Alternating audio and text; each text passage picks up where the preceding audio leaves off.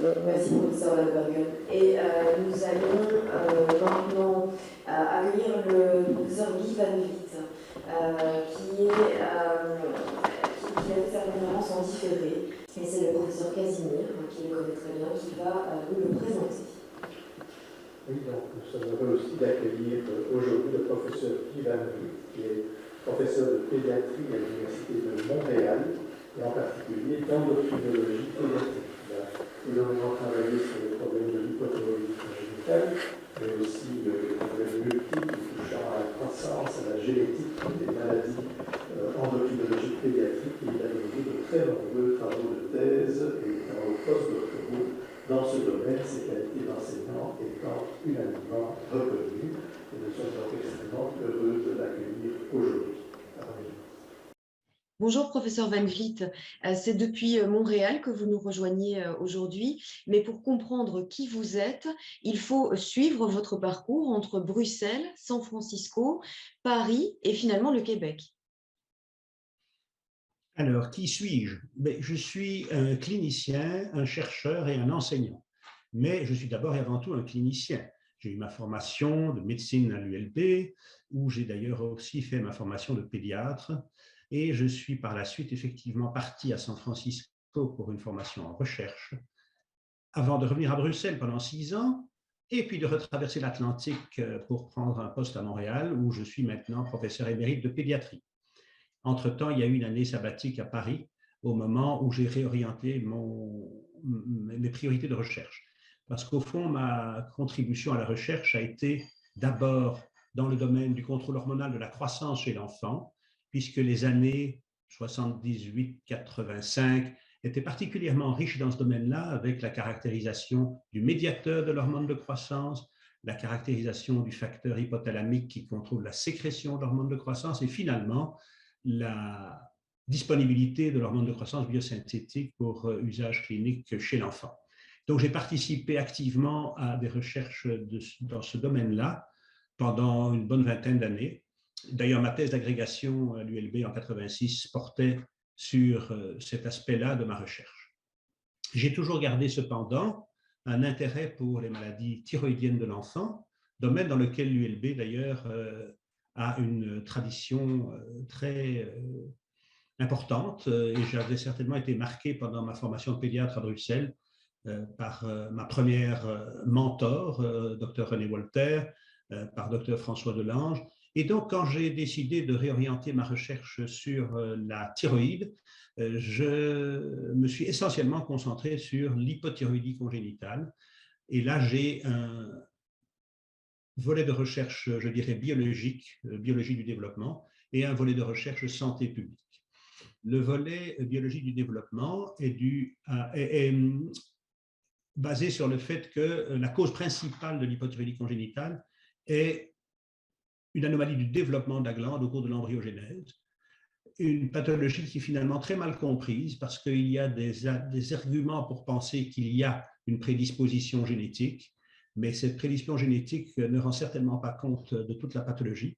Et il y a d'autre part d'autres facteurs qu'on groupe souvent sous le terme épigénétique et qui sont clairement illustrés par le fait qu'une de mes contributions essentielles dans ce domaine, avec Gilbert Vassar de l'ULB d'ailleurs, est d'avoir montré que les jumeaux monozygotiques sont typiquement discordants pour cette pathologie. Alors, l'épidémiologie de la maladie est assez claire. Trouver les mécanismes biologiques qui expliquent une prédisposition génétique d'une part et une discordance de jumeaux d'autre part, c'est un gros défi, surtout que c'est quand même une pathologie relativement rare, un bébé sur 4000, et que accès à de l'ADN de tous ces patients, c'est déjà pas une très grande cohorte, et il faudrait, dans un monde idéal, avoir aussi accès au tissu thyroïdien lui-même, et ça, c'est une véritable quadrature du cercle, puisque typiquement, les thyroïdes mal formées, qui sont effectivement surtout des thyroïdes sublinguales, il n'y a pas d'indication clinique de les enlever chirurgicalement. Donc, on est très limité en termes d'accès au tissu. Ce qui fait que dans les dernières années, il y a une étudiante qu'on voit sur une des photos qui s'est lancée dans la recherche en utilisant le modèle qui est évidemment très utilisée en biologie du développement de nos jours, qui est le poisson zèbre, et nous espérons qu'elle va trouver sur le poisson zèbre les explications qui nous manquent sur les échantillons humains. Ça, c'est le volet biologie fondamentale. Le volet santé publique, c'est que l'hypothyroïdie congénitale est la cause principale, la cause évitable principale de déficience intellectuelle. Et ce problème-là, dans les pays à haut revenu, a été essentiellement réglé par l'instauration de ce dépistage biochimique néonatal chez tous les nouveau-nés. Mais le problème, c'est que seuls 30% des nouveau-nés dans le monde bénéficient de ce dépistage néonatal. Donc, le défi auquel je me suis attaché, c'est de voir comment les 70% de bébés qui n'ont aucun dépistage pourraient en bénéficier. Et c'est là qu'il faut complètement changer d'orientation. Au lieu d'avoir un système de prélèvement envoyé dans des laboratoires centralisés, il faut imaginer un système où, dans ces pays où la plupart des femmes n'accouchent pas dans une institution de soins, la sage-femme, en Haïti on appelle ça la matrone, qui assiste à l'accouchement, revient le lendemain et prélève le sang et fait une analyse au lit du patient pour voir s'il a cette maladie-là. Alors là, on est encore dans les balbutiements.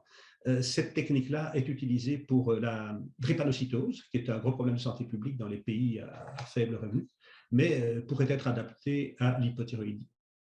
Et donc, il y a un volet évidemment d'enseignement qui est lié à cette activité-là, parce qu'il faut que les professionnels, et cela va, comme je disais, de la sage-femme au pédiatre, soient bien au courant de l'importance de cette pathologie, l'importance de son dépistage et de son traitement précoce pour éliminer la déficience intellectuelle.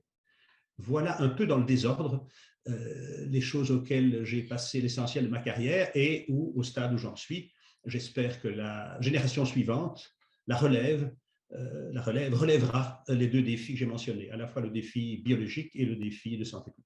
Alors, professeur, vous dites que les discussions interdisciplinaires avec les membres de la RMB vont enrichir vos recherches dans les années à venir. Donc, d'abord, quelle sera cette relation que vous espérez tisser avec les membres de la RMB et aussi, quand vous parlez des années à venir, quels sont les projets à 5 ans, peut-être brièvement, parce que j'imagine qu'il y en aura beaucoup. Alors, effectivement, je crois beaucoup à l'interdisciplinarité et le fait que la RMB est effectivement une association qui ne sont pas que des pédiatres endocrinologues. Ça me permettra enfin de pouvoir élargir mes horizons. Et le hasard fait que j'ai déjà commencé, puisque j'ai eu hier une conversation téléphonique avec un autre membre correspondant étranger, qui est membre correspondant étranger depuis probablement 20 ans, un certain docteur Samuel Refetov de Chicago, qui est un monsieur que je connais bien. Et donc, nous avons eu une discussion très intéressante, en particulier sur les défis de la compréhension des mécanismes moléculaires du développement thyroïdien. Je vous remercie, professeur, et on vous attend donc prochainement, comme vous l'avez annoncé à Bruxelles. N'hésitez pas à venir nous voir assez rapidement. J'espère effectivement pouvoir venir au printemps. Merci à vous. À bientôt, professeur. Merci. Et voilà qui referme la présentation des nouveaux